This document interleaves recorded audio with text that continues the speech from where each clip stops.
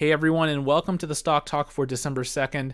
So similar to what I said for the members earlier today, we can see that SPY, S&P 500 on the daily time frame had a sizable down move towards your light blue line or the 20 period moving average. And the big point of emphasis I want to make is this. In the next few days, it will be especially important, more important than today, I think, for the bulls to hold the 20 period moving average or the light blue line.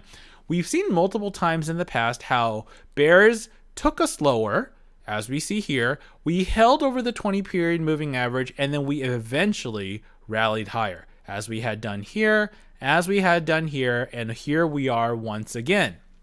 So that's what we have currently. The big question is, can bears work off of this current momentum for a more sizable down move? And they have the start, but we don't see a big confirmation just yet. They do have a start currently. So just showing you your support levels on the daily time frame, we have a higher high. Okay, and this first support level is at SPY 306. You have a horizontal support coming around at the 50 period moving average that is around SPY 302. To get you mentally prepared as to what might potentially come, from here to the next support is a 1.7% drop. From here towards your 50 period moving average is approximately a 3% drop. So with that said, we would have to be looking towards the next few days.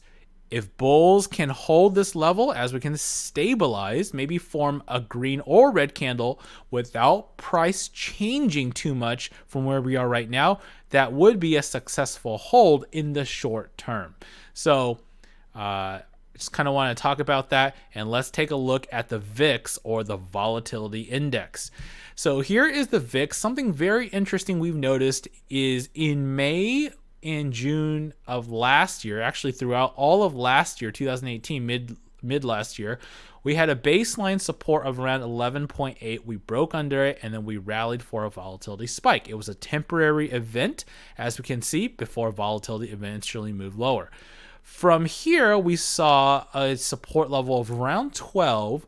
We broke lower, and now we're seeing this volatility event, very similar to what we had over here.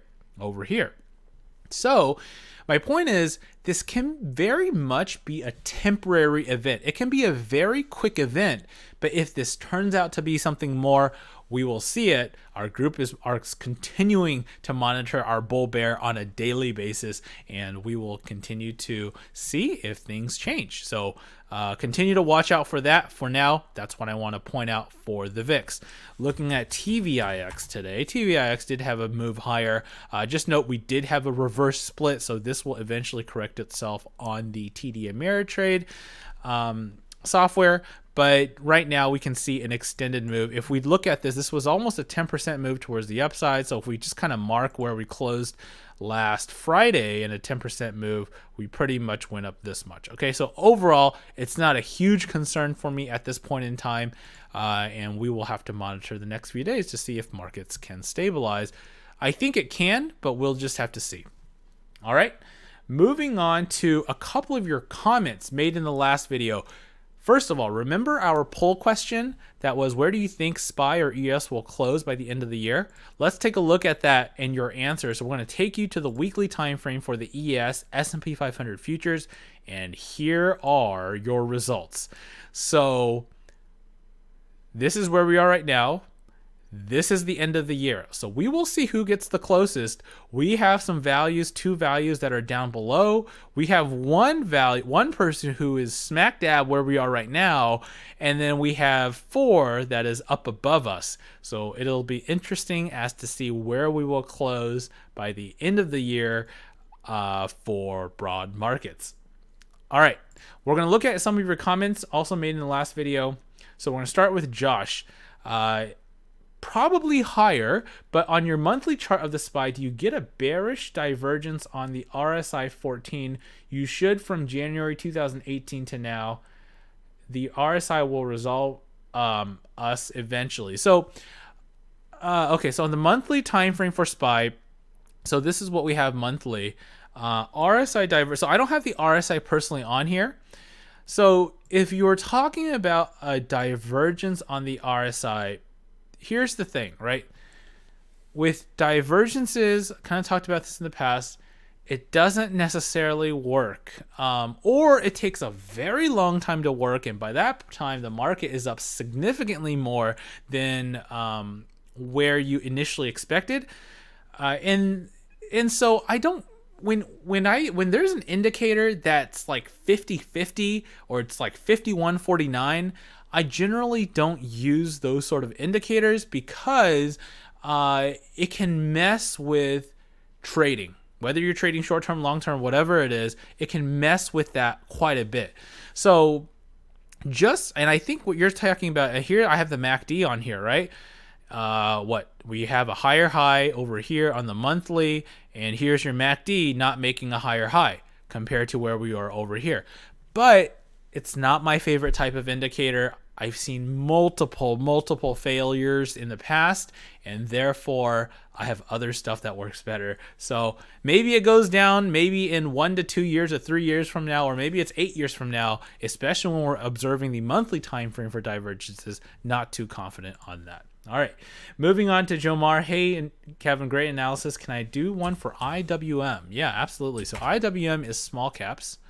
So we will go back to the daily time frame for small caps. So here is your breakout for small caps off of this major and long consolidation pattern, and now we're coming back down. We're coming back down towards your support level, to your breakout area or the 20-period moving average. That's pretty close by. So once again, if this proves to be a quick volatility type event, as we had seen in the past, we expect IWM to hold your support of around, this is approximate, of around $159. And remember, technical analysis, it's not the exact number necessarily. It's usually an area of support or area of resistance. So even in here, right, this line over here, it looks like it's exactly $145, but it's $145, maybe a little bit over to 146, maybe a little bit under. It's not the exact area, as we know, for technical analysis. So we're coming back down. Look for this area to hold. If this doesn't hold, maybe this would be a false breakout and we'd see lower prices, but we'd first observe this level to hold. All right, and that's pretty much it. Thank you very much for watching this video. Leave a thumbs up if you enjoyed this video, and I will see everyone on the next one. Thanks.